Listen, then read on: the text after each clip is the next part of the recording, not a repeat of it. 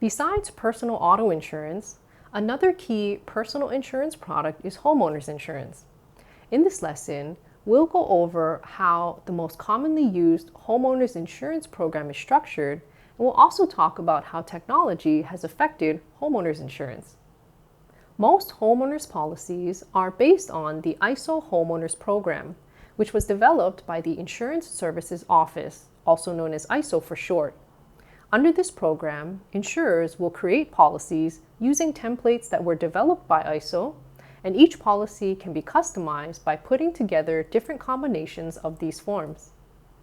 Some homeowners forms will provide coverage on an open perils basis, meaning it will cover any cause of loss that isn't specifically excluded by the policy terms. Because this kind of coverage will cover so many different situations, it does tend to be on the more expensive side. The alternative option is to get a policy that uses a named perils basis, meaning it will only cover the causes of loss that are specifically spelled out in the policy. Because this kind of coverage is much more limited, it tends to be cheaper than getting a policy that is using an open perils basis. Now, the ISO Homeowners Program has several different forms that are designed to address the three different home-related exposures that a person might have. Damage to the insured's dwelling, which refers to the main structure that the insured actually lives in. Damage to any other structures, such as a detached garage or storage shed. And damage to the insured's personal property, which is all the household stuff they own, like their furniture, clothes, computer, and so forth. Another important coverage that a homeowner's policy can provide is liability coverage that would cover situations where the insured is liable for someone else's damages or injuries that relate to the insured's personal activities and personal residence.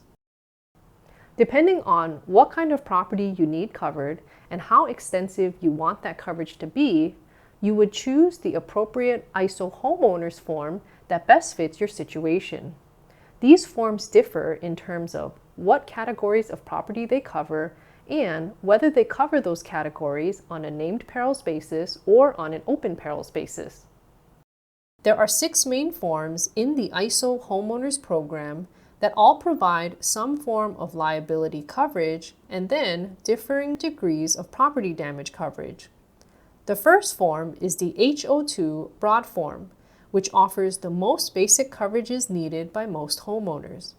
It will cover damage to the insured's dwellings, other structures, and personal property, but only on a named perils basis. The second form is the HO3 special form, which was designed for customers who own their own home and reside in it. It provides coverage for the insured's dwelling and other structures on an open perils basis, but it only covers personal property on a named perils basis. As such, it emphasizes protecting the home more than protecting the insured's personal stuff. One thing worth noting is that most insurance courses that discuss homeowners insurance will base their lessons on the HO3 special form because it involves most of the key concepts that relate to this kind of insurance. Moving on, the next ISO homeowners form is the HO4 contents broad form, sometimes referred to as renter's insurance. This policy form is designed for tenants and other occupants of a dwelling who don't actually own the unit, so it does not provide any coverage for the dwelling or other structures. It only covers damage to personal property on a named perils basis and then provides some liability coverage. The fifth ISO homeowners form is the HO5 comprehensive form. As the name suggests, it provides the most comprehensive and broadest coverage of all the forms.